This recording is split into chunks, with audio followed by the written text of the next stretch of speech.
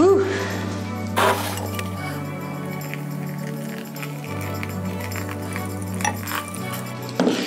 It's coffee break time. Welcome back to another Black City Coffee vlog. In this video, we're gonna chat a little bit about the Hottop in business. And we're gonna do that over a little bit of coffee. I'm practicing my pour over with my injury because I figure practicing in short bursts doing pour over, it's pretty strenuous for me. But I figure it's just a bit of physical therapy. It's quite difficult. Out of breath doing that. So you guys are gonna be seeing pretty soon, working together with a new friend of mine. His name is Chris. We're gonna talk a lot about Hottop stuff, coffee stuff, and I thought these sorts of questions are gonna lend itself to kind of like longer answers and more conversational, but I don't really have the time to sit down where people can like pick my brain. They love to use that phrase and pick my brain. Well, I'm sorry. I'm sorry, not sorry. You can't just pick my brain. I've said that before in another Q&A. And plus, I think it'd be really helpful for, if I do have any insight to share on your questions. I don't believe that I'm the leading expert or anything. That's your choice to see me that way, which I appreciate, you know, it's very flattering. But I'm really just gonna share my own experience, and I'm just like you guys, learning as I go, making mistakes, even recording them for you all to see and see my mistakes. And I think that's all okay, and I think the point of roasting at home is to learn and have fun.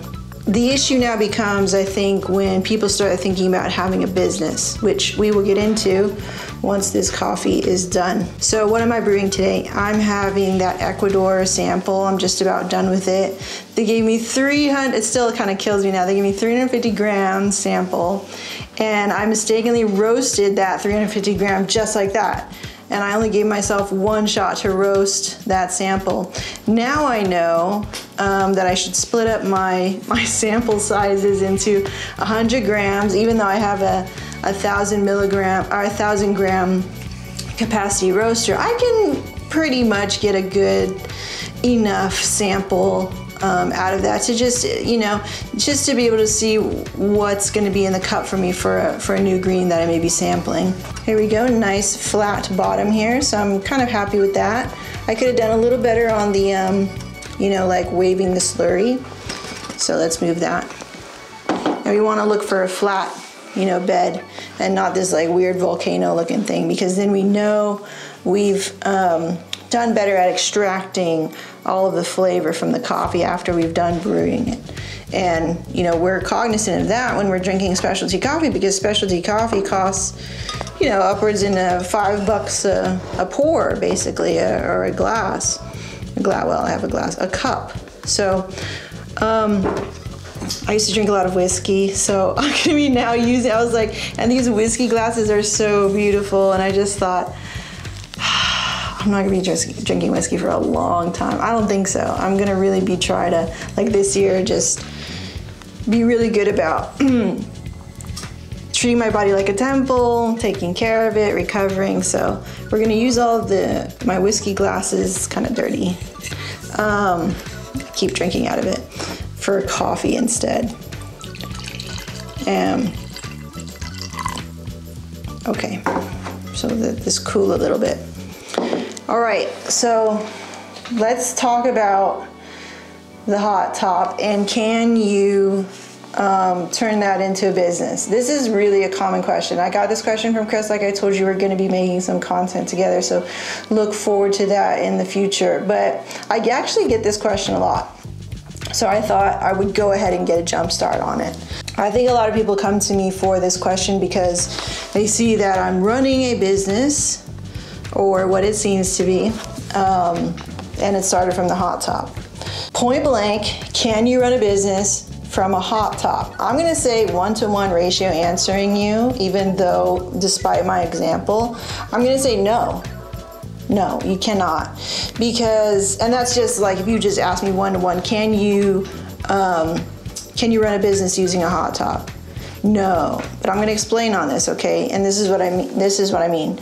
So, how I define a business, my own you know, explanation or definition is a business that provides enough profit to cover your living expenses and your business expenses.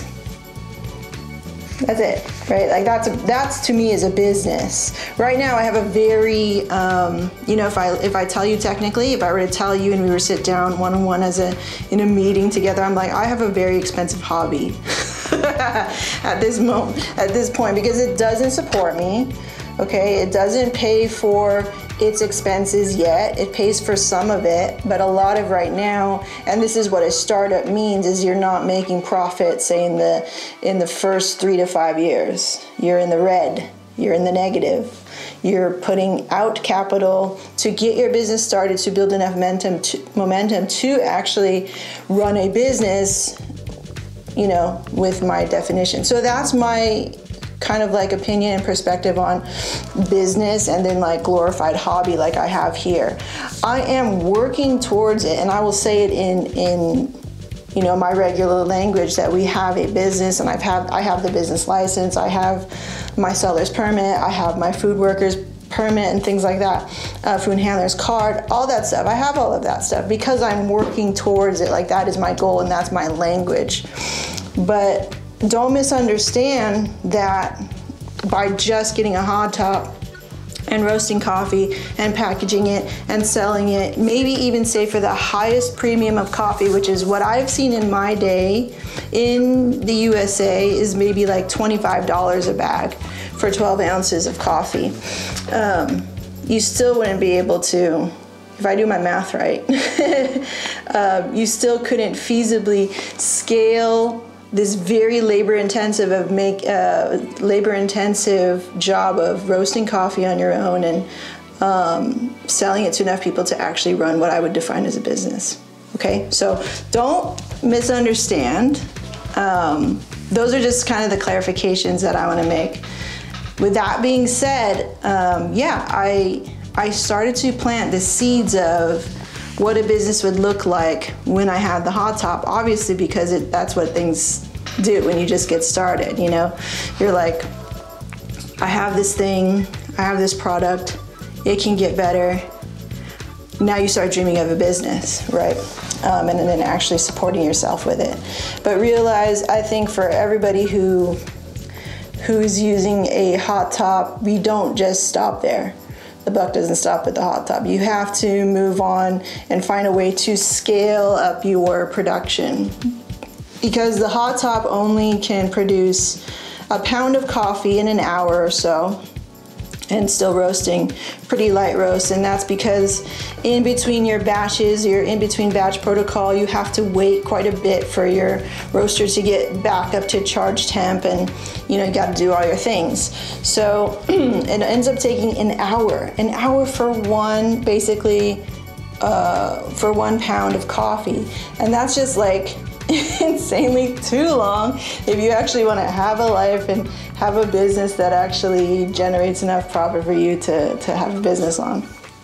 Okay, so what I think the Hottop can be used for is probably, say, like a sample roaster, right? You can run really quick samples. You don't waste. It's really great because you don't waste coffee. You potentially don't waste coffee or a lot of quantity of coffee when you're trying to figure out a sample.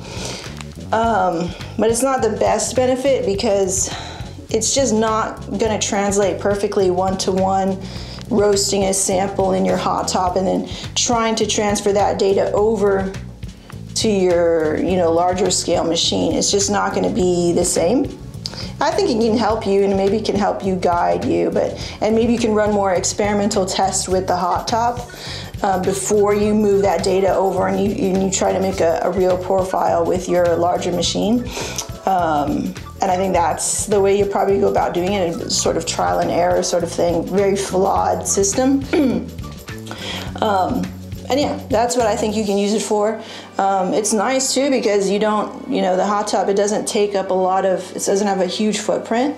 You just plug it into the wall, you know what I mean? Like the smoke control is generally You know, because if you're generally roasting, I would think so. You're generally roasting light roasted batches. That's how I think the hot top could be used in a business, but I don't think it should be the backbone. Like Chris mentioned, is it the backbone of my? Can I use this as the backbone of my business? I don't think so. I don't think so. In fact, I think the backbone of any business is your own mind. You know, your own mental capacity to be creative and solve problems, creative problem solving. I think that should be the backbone of any business. If you didn't have that mental capacity to problem solve and keep evolving your product and everything like that, I feel like you wouldn't have a product that would withstand the test of time. It wouldn't have a timeless product. So yeah, that's just my opinion on that. So 1-to-1. That's my answer. Why no? But I have, you know, my explanation and why I'm sort of in the position that I am here. So I don't want to discourage you either. You know, like I've been getting so many DMs and emails and comments about me starting with the hot top has led to here, and that's great. I think that's so great. I so encourage you to follow what your interests are, and I think the hot top is such a great way for you to just dive in pretty deep. You know, you get to experience what it is to roast with software, you know, and you get to look at your curves and analyze your curves, and then you get to cup and taste your coffee right there. It's a good, like, you know, getting your palate wet with what I think coffee roasting is. And don't get twisted, like, I'm still there. I'm still in the beginning stages of being a roaster. I'm only 2 years in. I'm still analyzing my own curves. I'm still really trying to just nail a smooth and always descending, you know, rate of rise. I'm really trying to do that all the time. I'm still always discovering, you know, I'm looking for something in the cup. How do I make it happen in the roaster? I'm still doing all that, and honestly, I think I'm going to be doing that for a very long time until I call myself, you know, in my mind, what is a master roaster? But, you know, we've all got to start somewhere, and that's really the bottom line. We've all got to start somewhere, so start. You know, if you want to run a coffee business and you feel that the hot top is within your means now, and it's a great way for you to just learn your craft, you know, because you've got to have good coffee too, you know. In order to have a good coffee business, you got to have good coffee. So start there. There's nothing wrong with that. But just, you know, to clarify, you can't just get the hot top and then run a business and then expect, like, oh, you have a coffee business. There's going to be many more steps after that, getting that hot top and learning. Much more time and money, energy, blood, sweat, and tears that are going to have to be laid down to pave the road for you to get a business that actually supports you and is just profitable, right? So it takes time, and takes a whole lot of hard work in between, okay? So I just want to make that clear. I know that maybe that's obvious to some of you and maybe not to others. So that's why these are great. It's like, I do the same thing. If I'm learning about something and I think I know everything about it, I'll still go and look it up, because somebody will say something in a way that just, like, to me, it speaks my language, or I'm like, oh, I get that now, or oh, you're at a time in your life that you could receive that information, and it makes sense. It makes sense. So, you know.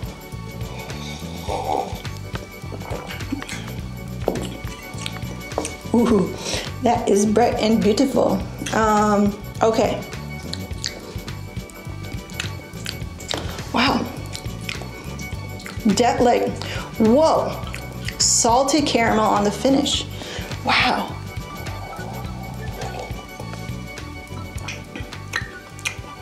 That's so cool. Still very juicy. I've never done it before, but as you open a bag of coffee, you know, it tastes a certain way when you first open it, right? It tastes a certain way when you're, like, at the middle of your bag. And then when you're at the bottom of your bag, it certainly tastes a certain way. And that is, you know, I think, an ode to the roaster. And if they did a good job, and if it still tastes good at the bottom of the bag, and if you're a daily coffee drinker, you've been drinking this coffee for maybe 2 weeks, 2 to 3 weeks, if the roaster has done a good job, you know, and this is something that I'm always working towards, is like at the end of the bag, this still tastes good. And sometimes it's not your fault as a roaster, it's like, how are they storing the coffee, you know? Is it stored well, or is it exposed to sunlight, or is it just left out and it's stale now, or whatever? You know, there's all these little things that you can't control as a roaster, and you want them to have your best product, right? Or, you know, I would imagine so. And those are some of the things you just kind of have to like let go of. Like so many friends and family that don't have a grinder, and I'm like, oh. So they'll never try it or something. Oh, cool.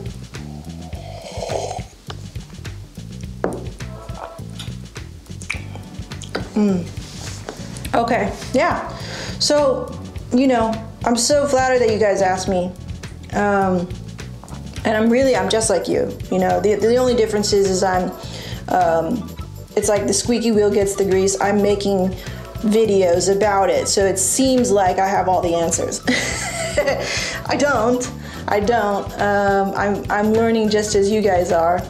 But I'm really happy that we're starting the conversation, because when you ask questions, and the more specific you are, it really makes me go back and think about it and analyze it, because I want to give a really good answer. And sometimes, you know, it's things I didn't even think about when I was, you know, roasting on the Hottop. But when I come back and I think about it, and I want to give, you know, a really good, thorough answer, or as best as I can, you know, I basically just want to help you. I just want to help you become a better roaster the way that I want to become a better roaster. So I think even though the answers are not always correct, and look, as I've been reading in a lot of coffee books and coffee blogs and things like that, there really is no one definitive answer for things. It really is this art. It really is this, you know, mix between science and intuition and experience and personal preference. And that's a really wonderful thing, because it really leaves an open field for us to really discover, you know, our own way. You know, we really want to make and consume good coffee. All of us do, like at the end of the day. The how and why we get there is our journey, is our own individual stories. And I think when we share them together and we have a chance to document them and maybe, you know, present them in a way that others can learn from and share from, I think is where a lot of the magic lies. That's why I always deny you guys if you say, hey, I'll pay you for your time. And I'm like, that's not really why I'm here to teach people my half-assed way of roasting. Like, I don't think I have the type of qualification to teach somebody how to roast, you know, not in that sense where you're paying me for it, right? Like, I don't feel comfortable doing that. What I do love and feel comfortable doing, and I'm like really gung-ho about, is creating content so that we learn together, we create something maybe even more helpful for each other, because we, through the process of making this piece of content, you know, we asked better questions, we answered better answers. And then, not only that, were we able to serve each other, making content together, we can now hit publish and then share, and everybody else can benefit too. Anybody else who was interested in this topic. And then from there, it's like, in that moment we shared, and then for years to come, it's still out there in the interwebs, still teaching somebody, still inspiring somebody, you know, still giving guidance when maybe a couple of years ago this was not there, you know. So that's what I'm interested in. That's what I feel really tickles my fancy, not really a dollar number, you know, that's not really why I'm here. Because if that were true, I wouldn't have any, you know, videos. I don't make money on these videos. Not really. It's like some, but yeah, it's not the reason why I'm making videos. It's because I love to be a part of this community and to share what I'm learning with all of you guys. So, okay, this is my coffee break for today. Thank you for sharing it with me. I'd like these little coffee chats. You know, what do you think in the comments? Let me know. I'll brew a cup of coffee. Maybe I'll answer a question or so. Maybe we'll just, you know, chit chat and shoot the shit about coffee and stuff like that. I really love that. We put it out in the world and we continue the conversation in the comments and stuff, or in the next video. So let me know. Like this video if you did like it, subscribe for more content like this, and we'll see you next time here on Black City Coffee. Bye.